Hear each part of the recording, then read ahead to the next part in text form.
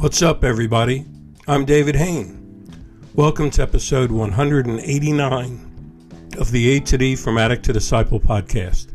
If you enjoy this podcast, please like, subscribe, follow, and share the link with your friends. And can you do me a favor? Share this episode with 2 friends, get them to listen to it, and then chat with them about it. If you'd like to get our curriculum, you can get the paperback or ebook of From Ashes to Destiny on Amazon. When we come back, we'll get into this episode entitled, Manage Your Triggers.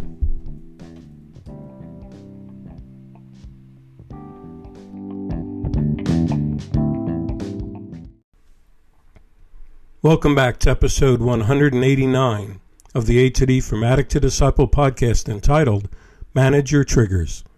I want to give a big welcome to my friends in recovery from the U.S., South Africa, and Australia for their participation in this group episode. As before, I'll be keeping them anonymous, but I'll be saying their answers as if we're having a live group meeting. So guys, here's the topic for today's group podcast episode. In recovery, we're taught to be aware of and avoid people, places, and things that could trigger our relapse. So it's possible that we begin to isolate ourselves from these situations. But by staying isolated, we may just simply think we're reinforcing our sobriety, when in reality, long-term recovery means learning to manage your triggers and not completely avoid them. Can you tell us about one trigger you have learned to manage because it was impossible to avoid? And how do you manage it? Ben, you ready to get us started? Sure, David. I've learned that my whiskey bone is connected to my pill bone, and my pill bone is connected to my weed bone, and my weed bone is connected to my cocaine bone, and my cocaine bone is connected to my heroin bone, and so on. For a while, going anywhere like a party scene at a club or casino was a no-go for me. However, my occupation as a singer sometimes plants me at a casino or at a wedding where there are several things in abundance available to me. For me, I manage it because the picture in my mind is my family, my home, and the things God has allowed me to accumulate over time. I know if I indulge in certain things, no doubt I will lose them. I try to keep a picture of those things either on my phone or in my wallet, so that if I have a few minutes during a break from singing, I try to just sit, look at the picture, and think of how blessed I am now that I have been on this recovery journey. And for me, at least it keeps me away from the poisons that would steal those things from me. I've done several hundred gigs in casinos now over the last 10 years, and thankfully, it's no problem anymore. It's almost as if it gets easier the more you meditate on the alternative blessings God has given you. For me, at least, knowing that I'm going home to jump in bed with my beautiful wife, in my home that God has given me, driving home in the car He's given me, is a much greater alternative to whatever the other things have to offer. Great start, Ben. Thanks. I think we can all benefit by keeping an actual picture of the blessings we have as a reminder of what we could lose as the result of one bad decision. And I do love that, old spin on the knee bones connected to the I like yours better. Charlie, what do you think? David, to be honest, and guys, my head is noisy right now, and it's hard to figure out anything I know about recovery or faith right now. I feel like I've regressed to the point that I'm not far from when I entered recovery. So much knowledge hurts, hang-ups, and confusion that it's easier to say what isn't a trigger. Thankfully, early on in recovery, my first sponsee taught me that I am the trigger. When he told me this, I was upset with him and thought he was stupid because he was the only one telling me this, while most others were saying people, places, and things and such were triggers to look out for and to work out of my daily life. In a short time, And in doing the fourth step with this man, I began to understand and to know that, yes, I am the trigger. I started sharing every day with multiple people my disturbances and my wanting to end the noise in my head and the heavy weight on my chest. Every day, all day, for like nearly 2 years straight, saying, now I'm upset. And each time the 10th step, my sponsee showed me why I was upset, my choices which led to it, and how I can hand it over to God and can make it right and start over at any time with a clean slate. In my fourth step, I literally wrote on there about being harmed by everyone I met, so much so that he said I was making a mockery of the process. But I was serious. Everyone let me down, treated me like I didn't matter, left me and hurt me. And in those times of working a 12-step program, it clicked. I am the trigger. And therefore, I need to work on healing, changing, and choosing a life of my wildest dreams, and I'll be free and sober. It works. I've had times of complete joy and not even thinking of suicide or a drink. I have faith in my program and God, and I'm focused on the basics of recovery, asking God for help and renewing my mind in His Word. Good word, Charlie. It's so true that the noise we create inside our own head can be our biggest trigger, and we need to stay focused on the basics of recovery as we quiet the noise. Eddie, what do you think of this question?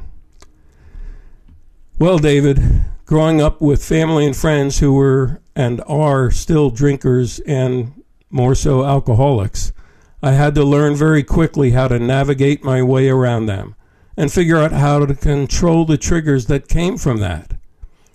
But I look at the family that I'm living with. I remember everything and the worst things that I put them through. That's enough for me to never want to go back to giving it space in my life again. My addiction crushed them and nearly snuffed out my life. I constantly make sure that my faith is strong because I realize that without Christ in my life, there's no way I could ever be who and where I am. Christ is my rock and my foundation, and that's all I need. Awesome, Eddie. It's vital to have a solid rock as our firm foundation in recovery. Dante, what do you think about this question? David, if I may, I'd like to start by reading from the book of Exodus, chapter 20, verses 4 to 6. You shall not make for yourself a carved image or any likeness of anything that is in heaven above, or that is in the earth beneath, or that is in the water under the earth. You shall not bow down to them or serve them. For I, the Lord, your God, am a jealous God, visiting the iniquity of the fathers on the children to the third and fourth generation of those who hate me, but showing steadfast love to thousands of those who love me and keep my commandments. What that tells me, David, is that I realize pornography addiction is very slippery. It often takes a form like an idol during the day. Your mind goes places that no one knows about, captivating you into a false reality. And when you would least expect it, to catch you by surprise when your eyes would be set upon things they shouldn't, and then your mind would go to places that it shouldn't. And then you wind up in a place where you don't want to be, but there you are. For me, my ability to bounce my eyes and heart away from the things that drew me into the deep recesses of lust is something I had to learn to do in order to manage the temptation and addiction around pornography. I often will recite scripture and have to do so in times of great temptation. Walking away from it completely could sometimes be very difficult, so I have to replace it with something else. A call to a friend, a task I was waiting to complete, but will take hold of right then and there, or simply sitting and focusing on the Lord and His goodness until the temptation subsides. Thanks, Dante. I really like your description of pornography as a very slippery idol, which takes on the form that can tempt you every day, but we need to bounce our eyes and our heart off of the temptation and into that place that brings us back into what we need to focus on. Harry, how about you? David, for me, there's been a few triggers in the beginning. People, places, and things. The people and places that were my triggers were the easiest. I cut off contact with every person that was poisonous towards my recovery. The places I totally avoided. Even chose new driving routes so I could not be anywhere close to my trigger places. But the one trigger I learned to manage, which was impossible to avoid, was my money. Money was my biggest and worst trigger. The issue was that I had a lot of it and could afford the best of the best for myself and my family and, sadly to say, my drug addiction. Over the years, I could stay clean if I was broke with no money, but the minute I got paid or took a loan, I always relapsed. When I finally committed my life and addictions to the Lord, I developed a discipline with my finances in order to get my life back and restore everything I lost. I started monitoring every cent and started rethinking before every purchase. The cravings for drugs were utterly painful, and I prayed every time the thought of using came to my mind. I used the prayer to take that thought away. I developed a hatred for drugs and alcohol and kept a mental image in my head of the homeless person I was and how I will return back to that person if I ever relapse again. Good stuff, Harry. The process that you went through to monitor every purchase and every decision involving money is a great example of learning to manage our triggers. Freddie, you ready to close this out today? Sure, David. For me, it was family get-togethers. They were major triggers when I first got sober 8.5 years ago. Both sides of my family still drank, some heavily. So I started driving separately if I needed and have a purpose for attending. I make it a point to get there early and chat with family before things get crazy. Early in recovery, I missed many parties and was resentful others could drink. It was a very awkward period. I came to accept my disease and am now nurturing more healthy relationships with my family. And I often remember the lyrics of the Beatles song, Let It Be. Just the simple ones. And let it be, let it be, let it be, let it be. Whisper words of wisdom, let it be. Those words remind me to take life day by day and be grateful for the little things, and not to get caught up in what you can't control. Accept it and make the best of it. I can't totally avoid alcohol or how others drink. What I can do is amplify the positive, and when all else fails, have a plan B. Great way to close this out today, Freddie. We all need a reminder to keep us focused. A song lyric, a picture, a scripture verse, whatever it is. I like how you also focus on the positive things in even trying family relationships. But when we find ourselves at those parties, always have a plan B to provide an easy explanation for leaving the situation.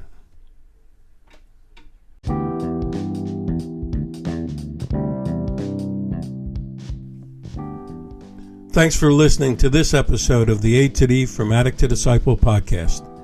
If you were saying, that's me, I think I need to learn to manage some of my triggers that I can't avoid, then it's time now to reach out and join a group.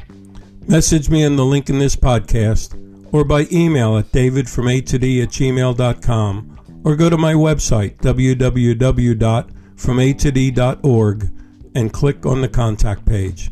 If you're listening on Spotify, you can leave your comments by clicking on the link they provide in that platform.